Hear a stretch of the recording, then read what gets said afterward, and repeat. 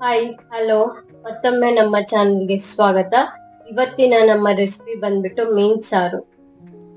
ಮೀನ್ ಸಾಂಬಾರ್ನ ಒಬ್ಬೊಬ್ರು ಒಂದೊಂದ್ ತರ ಮಾಡ್ತಾರೆ. ಇದು ನನ್ನ ಸ್ಟೈಲ್ ಅಲ್ಲಿ ಯಾವ ತರ ಮಾಡೋದಂತ ನೋಡೋಣ ಬನ್ನಿ.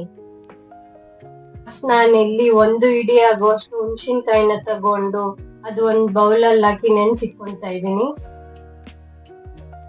ಇಲ್ಲಿ 1.5 kg ಆಗುವಷ್ಟು ಮೀನ್ನ ತಗೊಂಡು ರಾಗಿ ಹಸಿಟ್ಟು ಹಾಕಿ 2 ಸತಿ ಚೆನ್ನಾಗಿ ತೊಳೆದಿಟ್ಕೊಂಡಿದೀನಿ. ಈಗ ಅದಕ್ಕೆ 1 ಟೇಬಲ್ ಸ್ಪೂನ್ ಉಪ್ಪು, 1/4 ಟೇಬಲ್ ಸ್ಪೂನ್ ಅರಿಶಿನ, 1 ಟೇಬಲ್ ಸ್ಪೂನ್ ಖಾರದ ಪುಡಿ ಹಾಕೊಂಡು ಪೀಸಸ್ಗೆ ಉಪ್ಪು ಖಾರ ಅಂಟೋ ತರ ಚೆನ್ನಾಗಿ ಮಿಕ್ಸ್ ಮಾಡ್ಕೊಂತಾ ಇದೀನಿ. ಈಗ ಅದ್ರ ಮೇಲೆ ಒಂದ್ ಲಿಡ್ ನ ಕ್ಲೋಸ್ ಮಾಡ್ಕೊಂಡು ಒಂದು 10 ನಿಮಿಷ ಮ್ಯಾರಿನೇಟ್ ಆಗಕ್ಕೆ ಬಿಡಿ. ಈಗ ಸ್ಟವ್ ಮೇಲೆ ಒಂದು ಪ್ಯಾನ್ ಇಟ್ಕೊಂಡು 1.5 ಟೇಬಲ್ ಸ್ಪೂನ್ ಧನಿಯಾ, 1/4 ಟೀ ಸ್ಪೂನ್ ಮೆಂತ್ಯ, 1/4 ಟೀ ಸ್ಪೂನ್ ಸಾಸಿವೆ, 1/4 ಟೀ ಸ್ಪೂನ್ ಜೀರಿಗೆ ಎಲ್ಲ ಹಾಕೊಂಡು ಗೋಲ್ಡನ್ ಕಲರ್ ಬರೋವರೆಗೂ ಫ್ರೈ ಮಾಡ್ಕೊಂತಾ ಇದೀನಿ. 2 ನಿಮಿಷ ಕೂಲ್ ಆದ್ಮೇಲೆ ಇವಾಗ ಒಂದು ಮಿಕ್ಸಿ ಜಾರ್ ತಗೊಂಡು ನಾವು ಫ್ರೈ ಮಾಡಿಕೊಂಡಿರುವ ಎಲ್ಲಾ ಇಂಗ್ರೀಡಿಯೆಂಟ್ಸ್ ನ ಮಿಕ್ಸಿ ಜಾರ್ಗೆ ಹಾಕೊಂಡು ಒಂದ್ಸತಿ ಗ್ರೈಂಡ್ ಮಾಡ್ಕೊಂತಾ ಇದೀನಿ.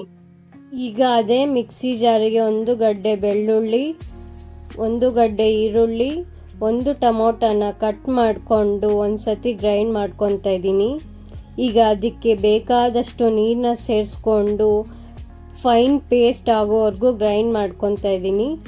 ಈಗ ಸ್ಟವ್ ಮೇಲೆ ಒಂದು ಬಾಣಲಿನ ಇಟ್ಕೊಂಡು 3 ಟೇಬಲ್ ಸ್ಪೂನ್ ಎಣ್ಣೆನ ಹಾಕ್ಕೊಂಡಿದ್ದೀನಿ. ಸ್ವಲ್ಪ ಕರಿಬೇವು, 1 ಟೊಮೊಟೊ, 1 ಗಡ್ಡೆ ಈರುಳ್ಳಿನ ಕಟ್ ಮಾಡಿಕೊಂಡು ಹಾಕ್ಕೊಂಡು ಒಂದ್ಸತಿ ಚೆನ್ನಾಗಿ ಫ್ರೈ ಮಾಡ್ಕೊತಾ ಇದ್ದೀನಿ. ಈಗ ರುಚಿಗೆ ತಕ್ಕಷ್ಟು ಉಪ್ಪು, 3 ಹಸಿಮೆಣಸಿನ್ಕಾಯಿ ಕಟ್ ಮಾಡಿ ಹಾಕ್ಕೊತಾ ಇದ್ದೀನಿ. ಈಗ ನಾವು ಗ್ರೈಂಡ್ ಮಾಡಿಕೊಂಡಿರುವಂತಹ ಪೇಸ್ಟ್ನ ಸೇರಿಸ್ಕೊಂಡು ಆ ಪೇಸ್ಟಿಂದ ನಮ್ಗೆ ಸ್ವಲ್ಪ ಎಣ್ಣೆ ಆಚೆ ಬರೋವರೆಗೂ ಫ್ರೈ ಮಾಡ್ಕೊತಾ ಇದ್ದೀನಿ.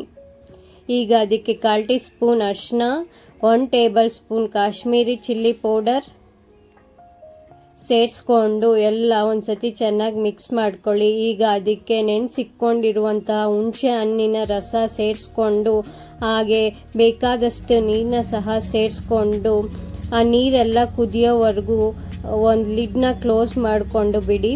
ಈಗ ನೋಡಿ ಹೆಂಗೆ ಕುದೀತಾ ಇದೆ ನೀರು ಅಂತ. ಈಗ ನಾವು ಮ್ಯಾರಿನೇಟ್ ಮಾಡಿಕೊಂಡಿರುವ ಎಲ್ಲ ಪೀಸಸ್ನು ಅದಕ್ಕೆ ಸೇರಿಸ್ಕೊಂಡು ಮತ್ತೆ ಅದ್ರ ಮೇಲೆ ಒಂದು ಲಿಡ್ನ ಕ್ಲೋಸ್ ಮಾಡಿಕೊಂಡು ಒಂದು 10 ನಿಮಿಷ ಮೀನು ಕುಕ್ ಆಗೋವರೆಗೂ ಬಿಡಿ. ಅಷ್ಟೇ, ನಮ್ಮ ಮೀನು ಸಾಂಬಾರು ರೆಡಿ. ನೀವು ಒಂದ್ಸತಿ ಮನೆಯಲ್ಲಿ ಟ್ರೈ ಮಾಡಿ ಯಾವ ತರ ಬಂತು ಅಂತ ನನಗೆ ಕಮೆಂಟ್ ಬಾಕ್ಸ್ ಅಲ್ಲಿ ತಿಳಿಸಿ.